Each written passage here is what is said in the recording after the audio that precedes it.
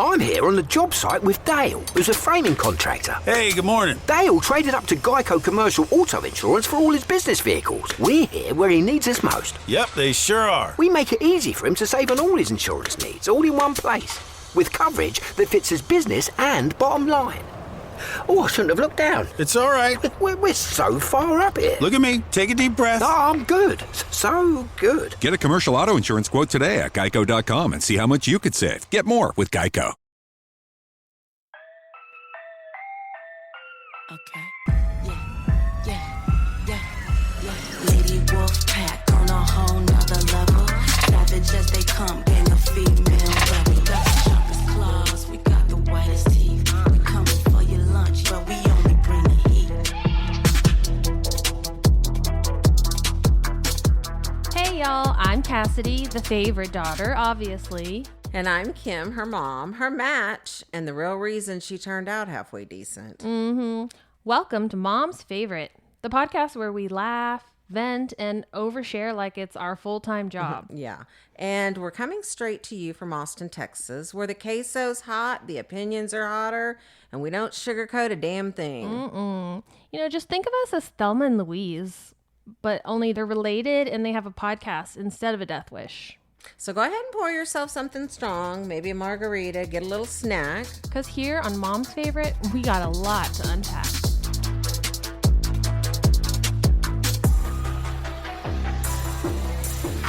Welcome back to Mom's Favorite, the podcast that digs into the family tree and sometimes finds more thorns than flowers. That's right. I had initially planned on doing this episode, but then it ended up turning into something completely different that I had ever imagined or anticipated. A little while ago, I was able to reconnect with some of my extended family, and with that came stories, secrets, and some shocking revelations. My mom went prepared to hear positive memories and wonderful stories that celebrated someone she deeply admired since childhood, only to discover that this person left behind a very different legacy than she'd ever imagined. It's about grief, truth, and how complicated it can be to hold both the love we felt and the reality we didn't know. And honestly, it's made me think about how much do we really know the people in our lives and how much of it is just the story they want us to believe. So buckle up, friends, because today we're unpacking family secrets, rewriting legacies, and figuring out how to hold both the good memories and the ugly truths when they come crashing together. This is one of those episodes that will make you side-eye your own family tree.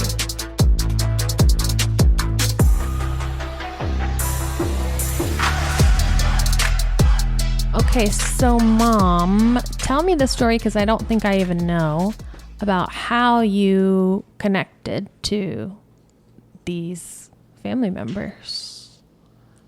So I guess the best way to start is go back to who these people are first. Because if I start saying how we connected, then you're going to get lost. But so, of course, we've got a complicated family tree, and my brother and I are half brother and sister. So he has a different father than I do. And he has obviously that side of the family that are not blood relatives of mine, but they were, they kind of took me in as their family member because I was, just along for the ride. But so these people are actually not my family members, but they are my brothers by blood. And by that, I kind of was sort of brought into the mix of his side of the family. And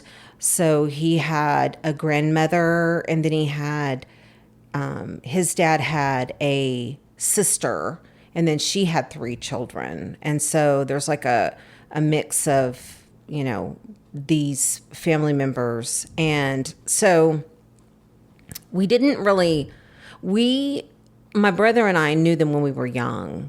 Jeff and I would go over there and hang out, and at one point they lived in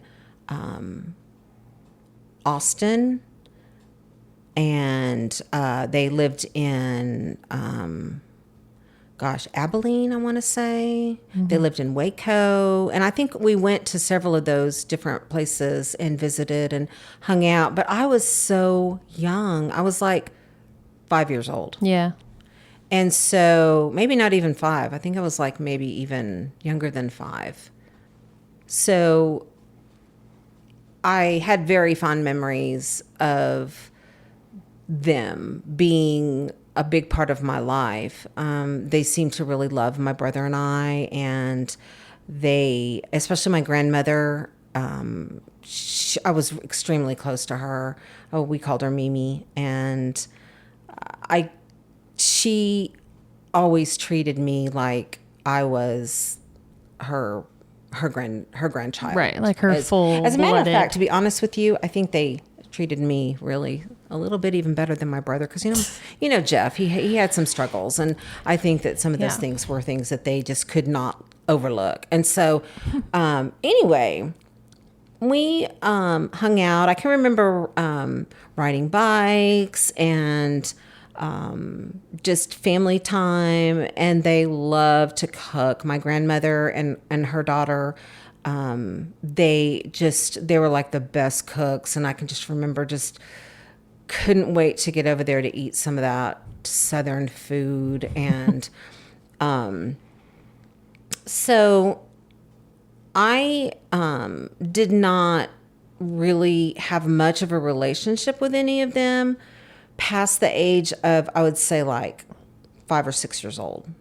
We never saw them. We never really, had any contact with them.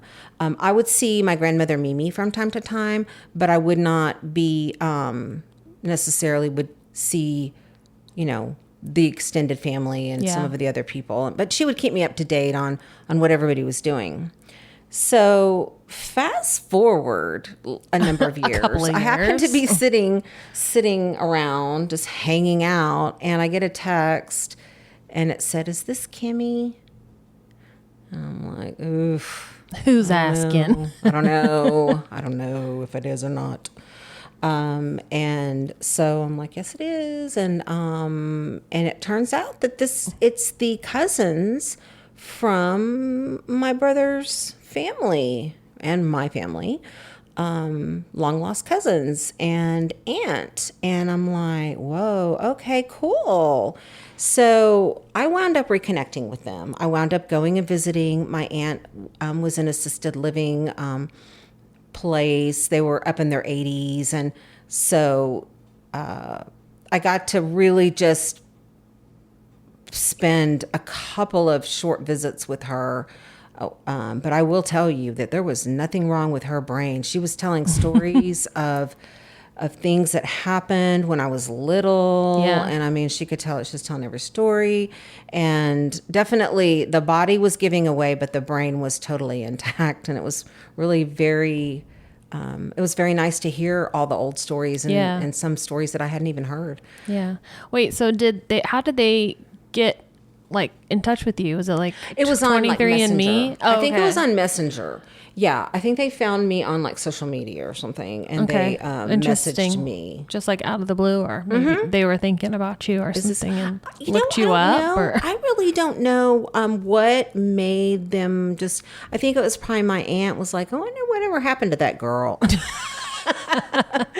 what happened to that gal that we used to hang out with. Anyway, so I'm glad that I was able to, kind of spend that time with her and really get to reconnect and talk about all the fun times I had as a young child. And she was a very pretty religious woman, very much God-fearing woman, and very active in her church. And so I also got a chance to meet her 2 daughters, my cousins, and they're about my age-ish, and they've got grown children, and I mean all extraordinarily successful kids, and Yeah. they're all through college, and they seem like they're all just really amazing humans. And so my aunt passed away a few weeks ago. And unfortunately, I wasn't able to make the funeral because, we were just off the heels of a funeral. And that took me out of funeral. I mean, I can only do one funeral a year, really, honestly. But we were actually getting ready to go to the coast. So we were packing up and everything. And I was like, there's just no way. Plus, it was at like 9 a.m. out of town. Exactly. So. And so I unfortunately did not go to the funeral. But I did reach out to them and let them know that, I was thinking about them during this loss and how hard it is. I know how hard it is to lose your mother. I mean, my God, losing my mom. It's like 10 plus years later and I'm still grieving it. Yeah. So we were able to kind of talk and chat and connect a little bit a few times. But they told me that there was what do you call it? Like when they do like a slideshow, like a memoriam, right? In memoriam slideshow of her life, right? And so I was like, oh my God, cool. So I immediately, go right to it on my phone. I'm looking at it. I was like, wow, this is amazing. It was. I mean, these pictures are just.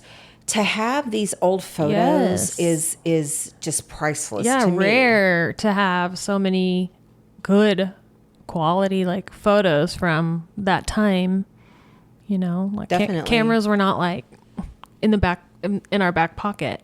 Right. You had to go to a lot of work to take a photo and then make a picture out of it. Yeah. And so the photos in there were just amazing. And so many people that I didn't know who they were and what their stories were. And the expressions were amazing. And if you've ever played that game, Awkward Family Photos, a lot of the photos were kind of like that. We're like, oh my gosh, look at her face. And let's put words into what she's thinking, So I had asked them, if they would mind sharing more details about her life. And I wanted to know kind of what it was like growing up with her as a mom. And I just wanted to know more because I'm like that, especially the older I get, the more I become like that. But I wanted to know more about her life and their life.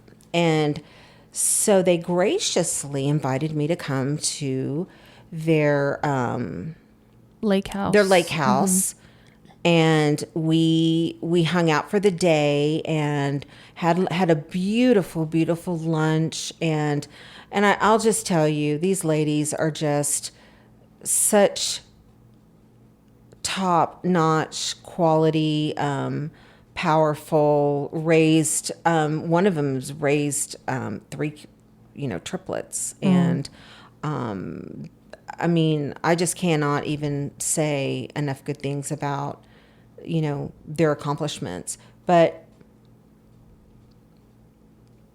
so I went. Okay, when I went. Okay, I know. I was the plan was I was running around. The plan was I wanted to interview them. Yep, for the podcast. For the podcast, but. We were just so crazy. Everything was crazy, but I got everything together and I was able to get my microphones and everything. And I raced in there. And Cass, I want to tell you, I know that they must have thought I was completely an idiot because I put in, I have a new car. So I put the address in my thing on my car. Well, I put it in my, my car phone, Google, or what is it called? CarPlay. CarPlay. Okay. So I put it in there. And it came up an address, and I was like, okay, yeah, I guess that's right. So I didn't know where I was going, so it came up, this address in Texas. I was like, okay. Yeah. So I'm driving, and long story short, I was at the wrong place. It totally was not my fault, but I know that they probably thought, she doesn't even know how to use GPS. So I get there, and I'm just like, and mind you, these ladies... I've only been around them a couple of times. Yeah. And they're strangers to me, really. Yeah. I mean, you don't know much about them. No. And so I sit down and immediately one of them says, well, what did you mean when you said, I want the real inside story? You're like, And I was like, whoa. why? Well, I just meant, because, things aren't always what they seem. Right. It's not always I the wanted to know what it sunshine was and really rainbows. like. I wanted to know what it was really like. What was it like growing up with, she was like a force of a woman. Yeah. And so I wanted to know what it was like growing up with her. And so she proceeds to tell me that it was horrible, that it was awful. And I was like, I'm sorry, what? yeah, I almost just didn't even, I was like, Have a response. are they kidding? Are they? Yeah, and- is it sarcasm? yeah, Or... yeah. But immediately we dove in. We dove in, and what I really appreciated is how open they were to talk to me about this pain, and they proceeded to tell me that they had a less than stellar childhood at the hands of their mother, and it was shocking because it was not anything that I was expecting. Yeah. I looked at their family as being this family that you would want to emulate. Yeah. Like, wow, I wish I had a family like that.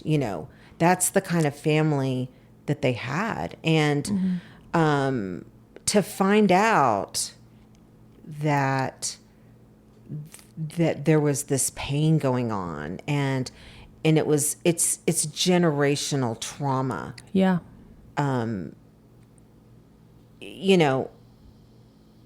Several of my friends have discussed it, and they also have it, where their mother was abusive, literally abused them, and no ifs, ands, or buts, but they still managed to have a loving relationship with their mother. And that's what I admire about my cousins, is they took care of their mother, and they, did everything to see that her, last days were Meaningful.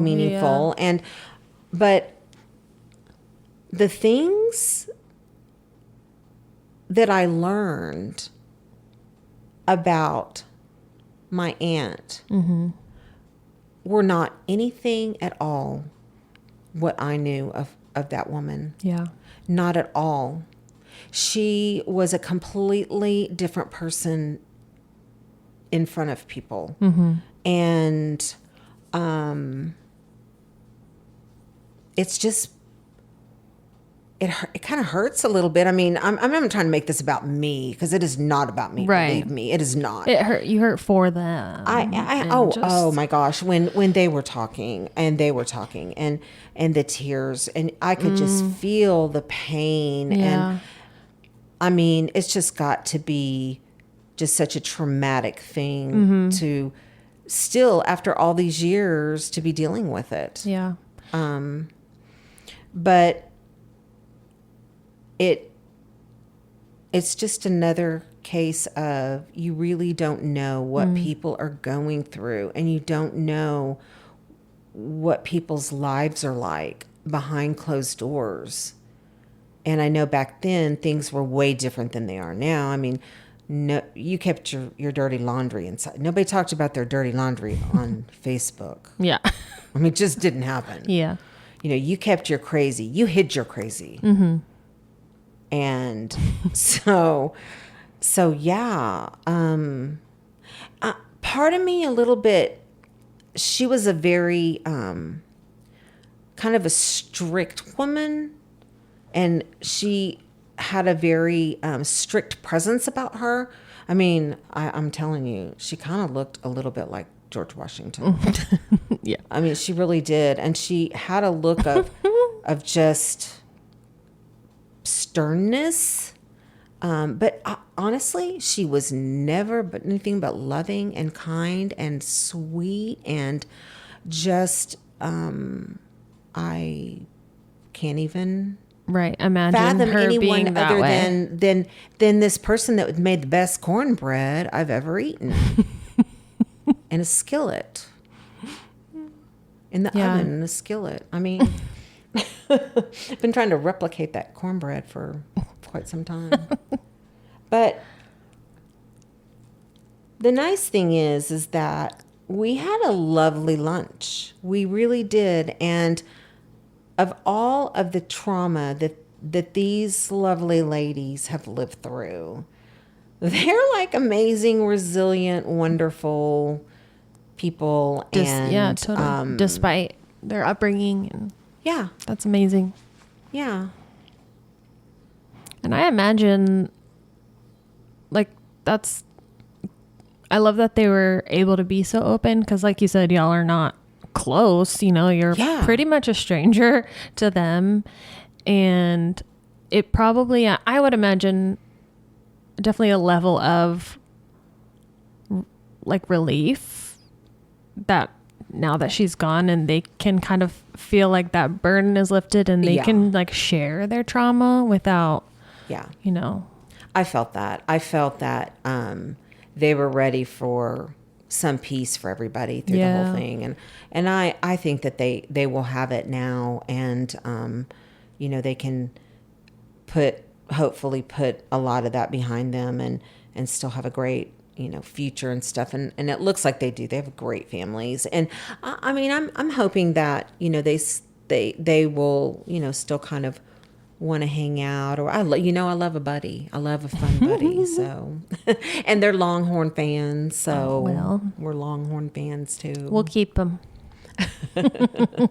So I did that last weekend. And then of course Jake's been home, you know. Yes. So the Mr. Jake has been home, and you know that always sends me into sort of immediate diarrhea and stomach cramps and heart palpitations. But in all honesty, Cass, he's been great. I mean, okay, so we picked him up on Sunday, and of course we get home, and you know, I'm kind of a front loader anxiety person. Like, I already get myself all anxietyled up before something happens, so I'm ready for it. Right. So, you know, I don't wait for the shit to hit the fan. I just assume that the shit's hitting the fan and I'm already going to start reacting to it. So anyway, we get home and we just sat down and we hear this loud crash, and I'm like, Jake, and I thought it was just we have those metal chairs that the leg bends in and you fall out of it, and he's fallen out of it several times. So we didn't hear a response, and Egon walks over, and Jake's having a seizure. Yeah. And his seizures, for anybody who's not familiar with seizures, they're the grand mal. They used to call them grand mal. They now call them tonic-clonic. Mm-hmm. Okay, tonic-clonic seizures, which is they are disturbing to watch. I've seen a number of them, and they still disturb me to this day. Yeah. You don't ever get used to watching, even though you know your child is totally fine. He's fine. He's having a seizure, but he's fine. It is hard. And of course I have Egon with me, and he is not the pillar of strength. So he's just like looking over there like, you know, terrified Ted over there. And I'm like, can you get me a pillow, get me a blanket? Let's just put it, because he was on the floor and he was basically banging his head against the baseboard. You got to protect their head. So so that was the start of the visit. The great home. week. Yeah, it was not, that part of it was not. But we got it resolved. It was a medication problem, and everything's all good. He's all in a good place. You know, those little bumps in the road just par for the course. They keep coming, but the good thing is that we're strong and we can handle it, and we took care of that and got it all done. But so I wanted to tell you this funny thing that he did too, because anybody that knows Jake knows that we've been working on Jake being independent, and Jake, you know, we want him to be as independent as possible. He needs support. He needs help. He's so clueless in some ways and trusting, and there's the list goes on. But so he loves going for walks. He loves, I don't know, I think it calms him. And so he Very long walks. very long hours. walks. For like 4 hours. He might be gone for like 3 or 4 hours. And, we live in a pretty safe neighborhood, hopefully. And we've lived here for 20 years. And so we feel pretty safe with him meandering around here. And so he was gone a long time. And I was starting to get worried because It was getting dark. It was getting dark, and it was so hot that day. And he only had like 1 bottle of water, and I knew that wouldn't last with him because Guzzle Lips is going to have that gone in 5 minutes. So Slurpee. Slurpee, man. I mean, I've never seen anybody drink as much as he's the most hydrated person I've ever met, I believe, next to Liz Alma. But anyway, so I'm starting to worry, and then and I said, Cass, hey, can you maybe just drive the hood and see? I'm imagining maybe he's passed out on the sidewalk or something. So I'm driving around and I see him. Mm-hmm. I spot him, and then I hear honking, and I look over, and there's Cass and Dave, and we all got him. We found him, and he's good. He's all good. And I just pull up and I say, hey, want a lift? And he gets in the car, and everything's good. So we start chatting. And I'm like, well, where'd you go? Yeah, what'd you do? Where'd you go? Yeah, where'd you go? First of all, would you like a drink? I brought some water with me because I knew he was going to be thirsty. So I said, where'd you go? He's like, well, I went to Alamo Draft House. Mm-hmm. I'm like, you went to the movies? Which, by the way, we live like right. It's about in the hood. A mile or less to Alamo from our house. So he proceeds to tell me, yeah, I went to Alamo and I had cheese sticks and I had tater tots. Or no, I had fries and I had cheese sticks. And I'm like, oh, okay. Well, how did you pay for it? And so he reaches in his pocket and pulls out a receipt. And an unpaid receipt. He dined and ditched. Oh, he totally dined and ditched. He did. He dined and ditched at Alamo. And doesn't even know. Doesn't even know. He just thought that's how it worked. I wish. And I wish. So I'm like thinking, oh my gosh. I hope and all I'm thinking of is, oh my gosh, I hope they didn't call the police. Yeah. And report him or something, something ugly come out of all of it. So I drop him back home and I roll over to Alamo, which he went to, actually not Alamo. He went to 400 Rabbits, which is the bar attached to Alamo.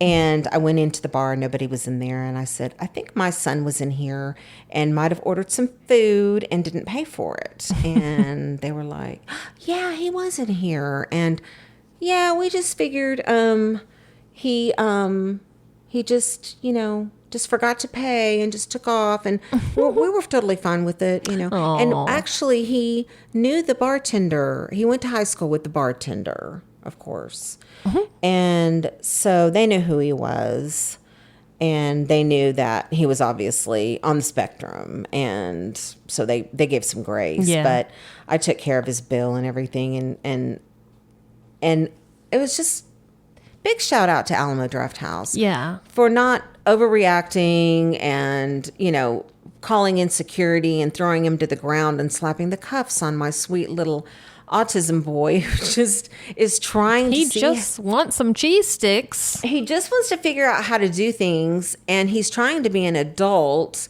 but doesn't really exactly have a complete adult brain. And so we are always working on stuff. And, the fact that you can't go in and order food and just leave and not pay for it, you have to pay for it. And so, part of me was super proud of him. Yeah, me too. And that gives me hope in humanity that Alamo, those employees acted the way that they did. Yeah. That makes me happy. Yeah.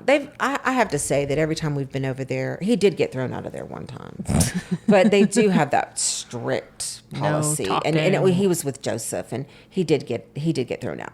But I have to say that they have always been everyone over there has always been very kind. And they have that Alamo for All. Yeah.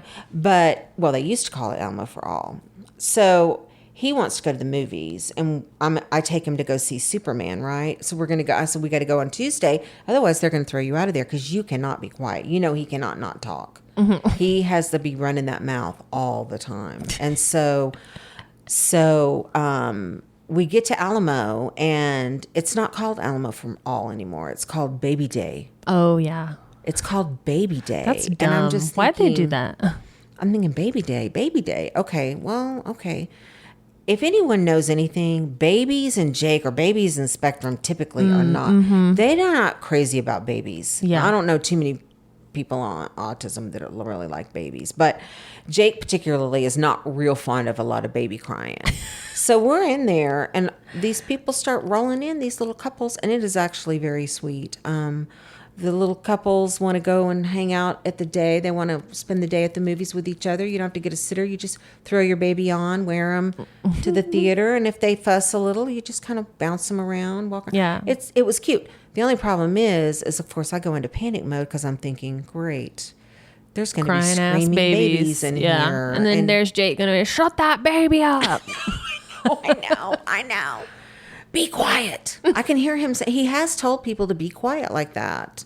Be quiet. A crying baby. Like toddlers. I know.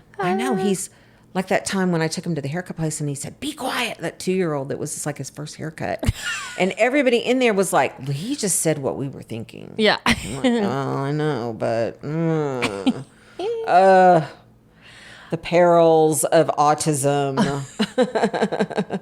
But yeah, so he's kept me out of the loop the last couple of weeks. And I know you've been busy with school stuff and all that. Yeah. And had fun stories about that. But. Yeah. Yesterday was the first day of school. Thank God. I've been counting down the days, let me tell you. Even though I don't really get to enjoy it as much anymore because I still have to go to work every day they're in school. And if it's a holiday, then I'm off work too, so I'm still with them. But it's good. They need time away from each other because they're getting on each other's nerves. And then they need time doing other stuff that's not sitting in front of a computer. Right. They need brain activation. Yeah. Like Stimulation. Yeah, stimulation. They do. So that's exciting. So Sheppy's at Kiker, and he's in 4th grade. Yep. And he told me that he got a brand new teacher, and I was like, whoa. So she's not new to teaching. She's new just to new- Kiker. okay. But this is her 4th year teaching 4th grade. Okay, good. Yeah. But she is very young, very cute, which I told him, I was like, that's great for you. I love that for you. But don't ruin it. Don't take advantage of this poor sweet teacher, because then you know what? She's not going to be so sweet anymore. Yeah, don't traumatize her. Yeah. And he's like sitting at the same table as his like little best friend Archer. And so I was like, you two, if you want to stay sitting next to each other, y'all better zip your lips. Oh no, that's a disaster. Yeah, she I already give that knows. a week. I know. I already told her. I was like, yeah, you're probably gonna have to separate them. Yeah, I give that a week. Yeah. And because they won't be able to not get in trouble, the two of them. No, they'll be like, bro, Bro, what are you doing? bro, the Rizzler, The Rizzler. Skibbity Ohio Riz. Don't ask. I don't know. Oh my god. I don't know. But yeah, Shep was so not excited about school starting. Not surprising, being then- that his favorite class is recess. I know. So then in the morning, like the first day, I go in there to wake him up, and then he opens his eyes and looks at me and goes, no. And then the first words out of his mouth, no. He starts screaming, no. All I got to say is do not let him watch Ferris Bueller's Day Off. I know. Do right? not. Don't get 'cause any I could see ideas. him totally doing that whole Yeah. Ferris Bueller thing. I know. Well, luckily I asked him how his first day went, and he was like, it was really great.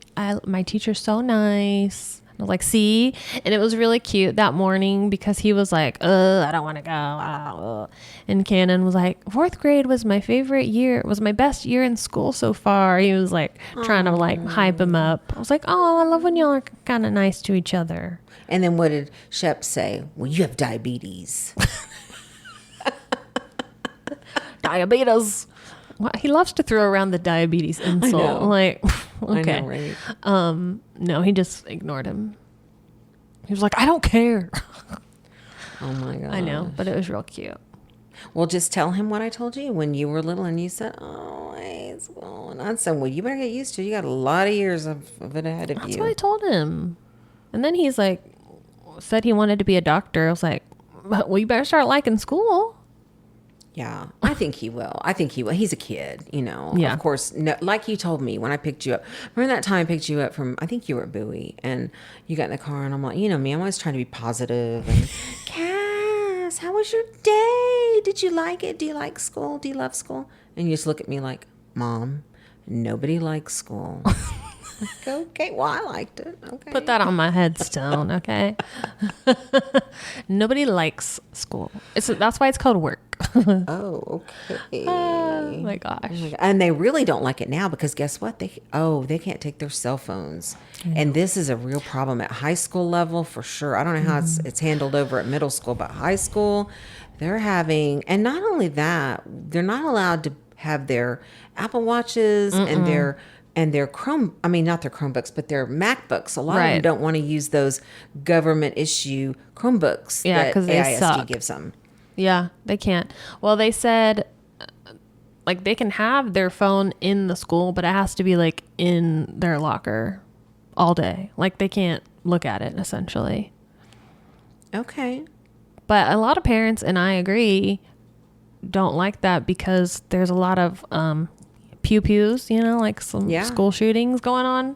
And, you know, God forbid that happens. Your kid can't run to that. Hold on, let me run to my locker and get my phone. Yeah. Do you think that the reason why, is it the distraction or is it the cheating? Probably both. Yeah. But I'm like, can't they just collect all the phones in the front of the class? You know, because I've seen teachers do that. They have like a shoe. Yeah, but then that can become a nightmare too. I know. But I feel like, I don't know, nothing works. Nothing So works. maybe this will there just is no be real answer. a short-lived. And it's like unringing a bell, you know. Yeah. Hi, Jake. Yeah. He's back. So We don't have to go hunt So him down. yeah, I mean, I've been kind of reading on some of the Facebook pages the parents complaining about, Mm-hmm. and there are going to be some real issues, but some of these parents, I mean, I know. some of Oh, these I know. parents need to just freaking just let go. I mean, they really do. They baby their kids to the point where, you know, they're like, well, they need to be able to check their phone and their email because they're getting college letters all the time. I'm like, come on. You can't do it at the end of the day. You can't do it at home on the weekend. I mean, come on. I know. So some of it's kind of There's some crazy ass parents out there. I know. I know. I'm like, oof. My goodness. Intense for sure. Intense. But well, good. I'm glad they're back in school because I think it's better. It's better for them. It's better for you. Yeah. It's better for them. I don't like the traffic with school being back in. Agreed. Yeah. And so Cannon started 7th grade, which I was saying middle school is too short because, you know, they're in elementary school for so long. And then you're like, oh my gosh, they're going to the big middle school. And then it's only 3 years. So like, they start middle school and then you turn around and then they're starting high school already. I'm like, wait, I need more time to like process this. I know. So how was band camp? It was fun. It was good. Okay, so the first day was fun. Yeah, great. So then the second day, I was working, but Dave picked him up and said, Cannon didn't have a good day. And I was like, oh no, why? And he said, because they all started wearing the snare drums with the harness like they wear in marching band. And Cannon said he was the only one who couldn't hold it up. He's like, every kid could hold it up and I had to keep like bending over. And so he was like getting real down on himself. And he was like, I don't even want to go back tomorrow. And so I was trying to be like, you know, don't let one thing like mess up band because you love band. Like that's something you can work on. That like it's not like you suck at playing, you know, like we'll just build up your core strength and you just need to learn how to do it. It's the first time you've ever worn a snare drum and a harness. Oh, totally. And So did he kind of get over it a little bit? Yeah. So then the next day, after we picked him up, he was like, I was able to hold it the whole time, and there's other kids putting it down, but I never did. And I was like, because see, he went in there and I know, he was like on a mission. He pushed himself just every bit he had. I know he did. I know. And I kind of think they were trying to explain like what muscles to like engage when you're holding it, because he said they told him not to use his back muscles. Right. And so I'm thinking he was probably like taking that very literally. Like, I cannot use my back muscles. I can only use my abs or whatever. I think this is where Dave could really help him too, because he really knows. Yeah. And then he did talk to him about like how to, like what muscles to use and how to push through even when it's hurting a little bit. And then he went in there and did it. Well, and I mean, he's just coming off summer and they're not exactly in tip-top shape from coming off summer. And so they're, all he did it takes for a 3 while months to get was in conditioning. Hold up an iPad. But yeah, he did good. And then the next several days after that was the same. He was like, I was able to hold it the whole time. I didn't even put it down during the break. And so it was good.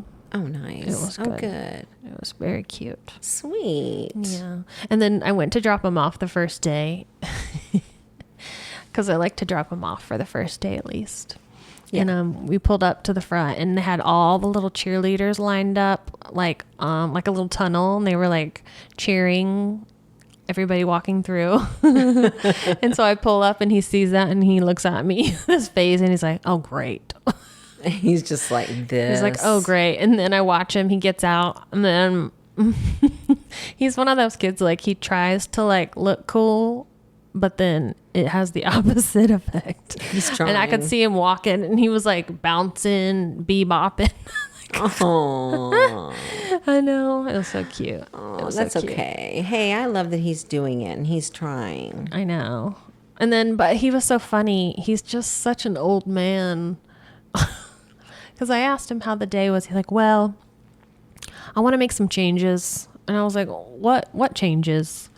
And he said, well, first of all, they have me in strength and conditioning, not regular PE. And he was like, I'm not doing that. That's hard. And I was like, well, it's only one semester. It's like, it'd be good for you, especially having to hold up the drum and like, oh, totally. And he was like, he was not having any of that. He's like, I just want to be in regular PE. It's still PE. So I was like, okay, well, I'll do my best to try to get you in a regular PE. And then he was like, and I would like to request a different locker. And I was like, why? And he goes, well, it's on the bottom. I was like, well, so? What's wrong with the bottom? He goes, well, you gotta like bend over to get your stuff in and out, and then it's like hurting your back. Oh my God. I was Excuse me? You're 12. This is not Club Med here. You just get what you get. I know. And then he's so funny because I like to get him a backpack, like a new backpack every year, because that's what we did. I always got a new backpack. Yeah, you got a new backpack. And so I got him a new backpack, which the 2 years before he used the same one. So I was like, he definitely needs a new one. And then I got him a new stick bag for like his drumsticks and his mallets. I got him a smaller one because the one he has is like really big and he's got to carry it back and forth every day. So I'm thinking, well, this will be like less weight for him to carry, like less stuff to keep up with. And so then he's like, I don't know why you got to be getting me all this new stuff. This is bags and backpacks. My old stuff is fine. It worked just fine. Yeah. And then so now he's refused to use his new backpack because he said it's too wide to fit in the locker. Oh my God. That is not like you. I know. You were not like that. That is so crazy. I don't know why you have to get me this new stuff all the time. He's like, my old stuff worked fine. It's totally fine. I was like, okay. Oh my gosh. So are they eating lunch at school, or are you packing lunch still? No, so Shep eats lunch at school. If you hear a dog, it's Delilah. Yeah, so both of them usually don't even eat, like they're usually not even hungry because they take their meth, we call it, no, their ADHD pills. Dave and I are like, did you give him his meth? Oh my gosh. Watch, they go to school and say, yeah, I took my meth this morning. Well, it's called methylphenidate, so it's meth. So yeah, and then usually like lunchtime they're not hungry, but Shep does get, lunch on the lunch line. And I told Cannon he could too, but he's like, no, because I don't have gluten-free and I'm not even hungry. Okay. But then he comes home and makes up for it. Yeah. And eats everything. Yeah. Eats everything in the pantry. Yeah. Oh my gosh. I know. So I just send him with snacks. Oh, the perils of children in school. I am so thankful that I do not have to mess with all that and all of that, just the papers that come home in the beginning of the school year and all the stuff you've got to constantly keep remember up to with. do. And, they have all this stuff for the parents to do, and hopefully maybe through the years they've automated some of that stuff. Yeah. It's mostly online, I think. Well, good, because that was always like a packet they'd come home the first day of school with a big packet full of stuff you got to fill out. No packet. It's like a one sheet thing, but no packets. Well, good. But yeah. And then this morning they were like already so difficult to wake up. I was like, here we go. 2 days in. 2 days in and I can't wake them up in the morning. Well, I'm going to give you one piece of advice that you're not going to listen to, I know. But I'm going to tell you this, and if you're smart, you'll do it. Teach those boys to get themselves up in the morning. I'm trying. Because, I know you are. And they're particularly difficult, I think, too. Yes. But the more you can teach them to get up and do, the less you'll have to do. And since you're having to get yourself up and ready for work and everything, you ain't gonna be having no time. Of course, I'm sure you've got a system down where you get everything ready the night before. I do. And, I've always done that. Because before I had like a babysitter come, and so I always have their clothes set out, their water bottles ready. Well, at least that part is better. You don't have to worry about childcare, really. Yes. They're now latchkey kids. They are latchkey kids. So far, so good. They don't even care. They like it. Yeah. And I mean, I think it's there's so many safety features in line, and they're not. Yeah, and I have kids that do anything like get into stuff early. Yeah, and I have cameras, and so I see when they get there, and I watch them walk in the house, so I know that they got there okay. And then obviously they have a way to contact me when they're at home. But so that's nice. But I trying to get them both, but trying to get Cannon especially because he's the older one in a habit of coming home and plugging in his Chromebook and putting his water bottle in the kitchen. But they both just come in and flop their backpacks on the ground and they're never thinking about this again until tomorrow. I know. I know that I've seen it over there where it's just they just leave everything just where it is. Clothes, shoes, books. I always joke that when they eat dinner and then I say it looks like you've been abducted because everything is in its place. Even there's a phone or an iPad playing a video and they're not there. Yeah. They've just been abducted. I'm oh, kids are abducted again. Where'd those kids go? We don't know. I know. We don't know. Okay, well, MFers, that's where we're going to leave it for today. As we know, families can be messy and complicated, and sometimes the stories we inherit aren't the whole truth. Yeah, it's strange to reconcile the person you thought you knew with the truth that comes out later, but that's part of life. The lesson today is just because a relative's or a person's life appeared picture perfect doesn't mean they didn't leave behind a trail of trauma for the people closest to them. But sharing the truth matters. It breaks cycles and it makes space for healing. Thanks so much for listening. Join us again next week for more of Mom's Favorite. Bye. Bye.